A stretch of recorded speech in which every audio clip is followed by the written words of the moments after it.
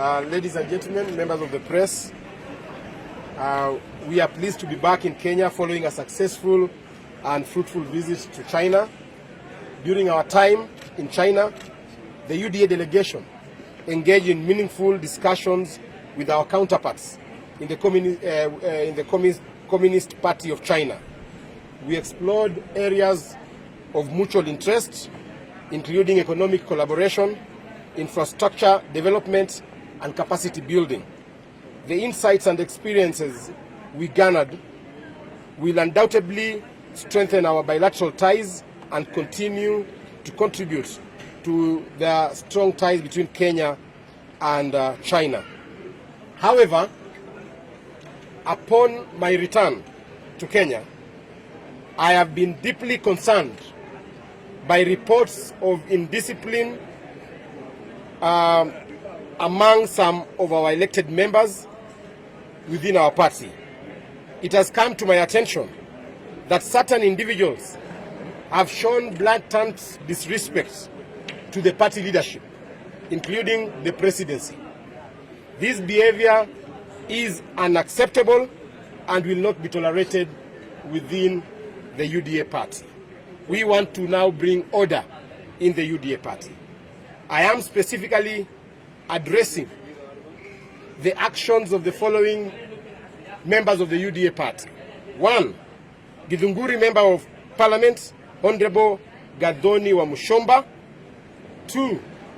Nyeri Governor, Honorable Mutai Kahiga. 3. Kapsaret Member of Parliament, Honorable Oscar Sudi, and a host of MCAs who will be calling them for disciplinary measures at the party.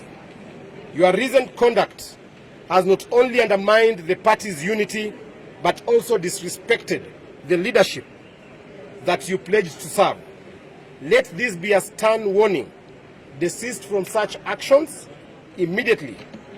And we are saying that should this behavior continue, the party will take disciplinary action against the above-mentioned members. Additionally, it has also come to my attention that some cabinet secretaries have been involved, or rather they are involving themselves in political activities. Contrary to the law, which requires them to remain apolitical, Honorable Moses Kuria, the Cabinet Secretary for Public Service, Gender and Affirmative Action, your primary responsibility is to serve the people within your docket. Should you wish to engage in politics, you are welcomed to resign and join the political arena. Similarly, Honorable Kipchumba Murkomen, Cabinet Secretary for Roads and Transport, your focus should be on addressing the pressing issues in your ministry, particularly the repair of roads damaged by the recent floods. Serve the people or step down from your position and return to politics.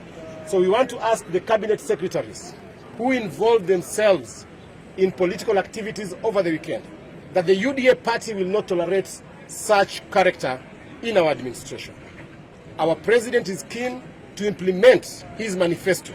We are lagging behind because of civil servants and public officers who have derailed the vision of our administration and engaged in politics. The importance of party discipline and respect for party hierarchy is mandatory. Any form of indiscipline will not be tolerated within the ranks of UDA party. We must uphold values and principles that guide our party to ensure we deliver on our promises. Lastly, we have certain groups within the UDA party that are fueling the disunity in the UDA party. And I want to call upon the communications teams within the office of the president and the office of the deputy president. Kindly stop fueling disunity in the UDA party. We want to call upon both communication teams to work in unity and stop antagonizing each other. Lastly, we want to join our president in saying that the UDA party was elected on a platform of the Hustler Nation. While I was away, I was told that one governor stepped outside the law and banned Mogoka in Mombasa. On behalf of the hustlers and the Mogoka traders and the consumers of Mogoka, we want to ask that governor to operate within the constraints of the law. Mogoka and Mira are synonymous in content, and they have been approved. We even export them outside this country. And therefore, we are saying that the traders that are involved in Mogoka business should also operate within the confines of our law. Make sure that you have warning signs, just like a cigarette. When you smoke a cigarette, we know that it has harmful effects to your health. But there is a warning there. Cigarettes, alcohol are goods that are not supposed to be sold to people under the age of 18.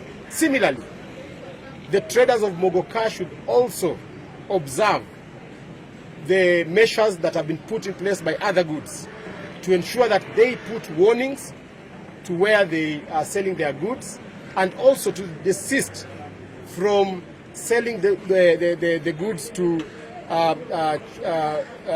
citizens under the age of 18. Otherwise, as a UDA party, we are proceeding with our grassroots elections. We are now going to the constituency level, and I want to urge the UDA party membership to continue building a strong party. We are just from benchmarking with the CPC party in China, and we've seen the importance of having a strong political party that will help our president deliver his mandate. Thank you very much.